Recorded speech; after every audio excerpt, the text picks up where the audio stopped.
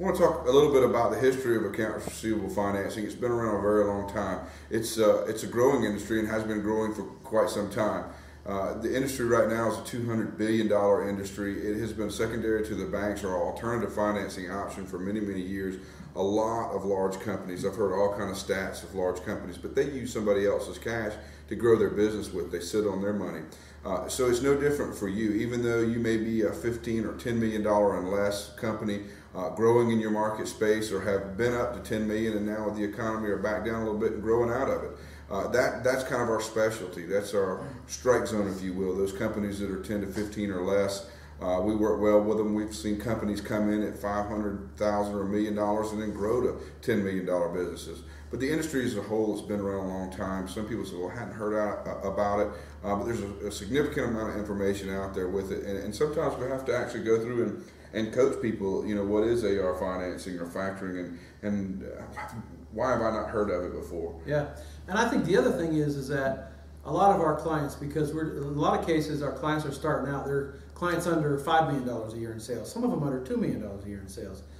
They've not excuse me, they've not financed their invoices before, so they think and they see it as a sign of weakness. They don't realize that all large companies, probably every company over $10 million a year in sales, has some form of relationship on their receivables, a line of credit. They're funded some way, somehow, on that short-term working capital. Our client base, who's never been through that relationship, they've never had some form of a working capital line of credit on the receivables, consider this to be some kind of a weakness. It's not a weakness. It's not. It is a growing opportunity to finance your growth through this short-term working capital. Yeah, another reason a lot of U.S.-based companies are not familiar with factoring, especially in the market size that Dan and Berner were hitting on, you know, really 5 million and less, but 10 million and less for sure, is that the market's vastly underserved. There just are not a lot of companies that are filling the void that we're trying to fill.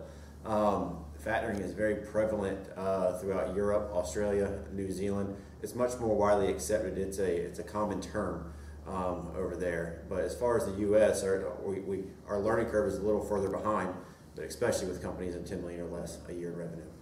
What I'm seeing also, McLean, a lot of these people that are in business today are tradespeople. You know, they've learned to trade. They've come through the ranks. You know, most people that are into site work or clearing and grading and hauling, they grew up around it, and that's what they know. No different than farmers growing up around farming. And they've got a lot of background information. They know their business inside and out, whether it's concrete or brick masons or, you know, manufacturing. And they don't really know the true business side. When you have people that are running financial markets and have studied business and know business, understand this model and have worked this model for many, many years.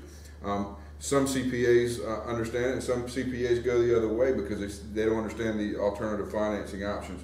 But it's certainly something that's out there and available to you. We'll be glad to help walk you through the process and explain to you every step of the way what's going to happen, show you our software, give you a good understanding of what it is. We just love to have the opportunity to talk with you and help you learn and us learn your business at the same time.